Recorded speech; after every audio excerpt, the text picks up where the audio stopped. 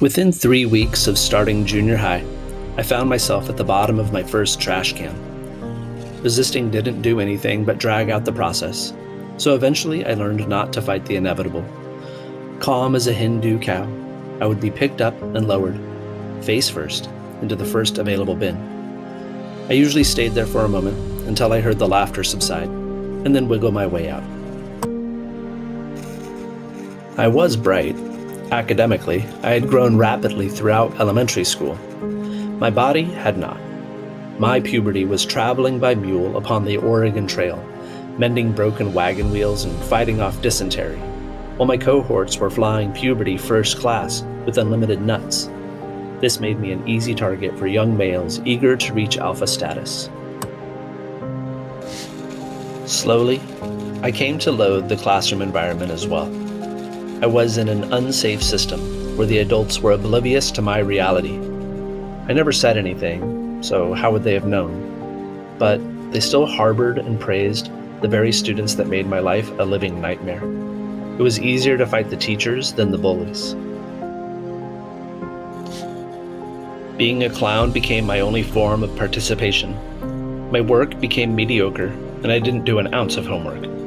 I didn't even bring a backpack home. I failed class after class. I was waiting for someone to care, to see the potential in this tiny teenager. Instead, I went to summer school 4 years in a row. Between sophomore and junior year, a few things happened.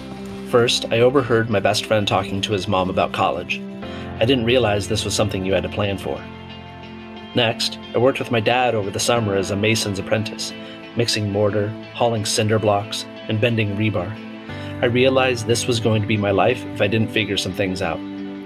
Finally, the puberty wagon arrived. I was 5'2", entering summer break, and thanks to Osgood Schlatters disease, returned 7 inches taller.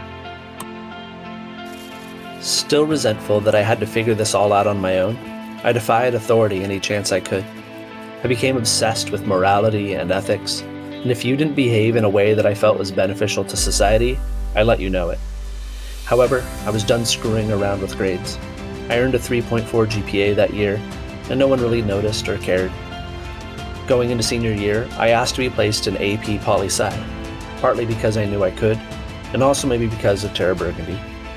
Either way, I did fine and graduated high school demonstrating the ability that had always been there. However, this led to 4 years of community college wanderings. I was searching for something that allowed me to use my creativity. I tried art classes, advertising, architecture. Nothing felt right. I was likely going to stop after the next semester. Fortunately, I enrolled in a childhood literature class. Part of our assignment was to write a children's book. I wrote a story about cooties. My main characters were my neighbor's 2-year-old daughter and my toddling nephew. I saw my path. The light bulb flicked on when I realized I have always been good with kids. I've been sitting on park benches and had random kids climb onto my lap. I started babysitting when I was 12. I spent multiple summers traveling to take care of nieces and nephews. If I go to a party, little kids will come grab my hand and want to play. I happily engage. When I am around little kids, my morality alarms are silent. It's when I feel most authentic.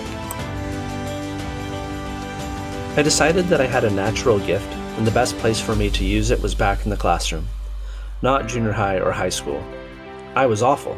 I wouldn't want to teach me either. I applied to university and got my credential, got a job in a low socioeconomic school district, and have been in the classroom for 20 years now. I look for the unseen kids. I search them out and do everything I can to be their champion, to let them know they matter. Still, I'm a severely damaged individual. As a consequence of honing pubescent survival skills, I still host a myriad of defense mechanisms. Most days, I feel like an imposter, and that I was never really smart enough to become a teacher in the first place. If a kid fails, it's my fault. Have you been listening? I shouldn't even be here. Yet, I take solace in the fact that year after year, students want to be in my class. I've had so many students come back with success stories and thank me for believing in them, when no one else would. Whether you are a student in my class, my school, or a random kid in the park. 3 things will be true if you come to me.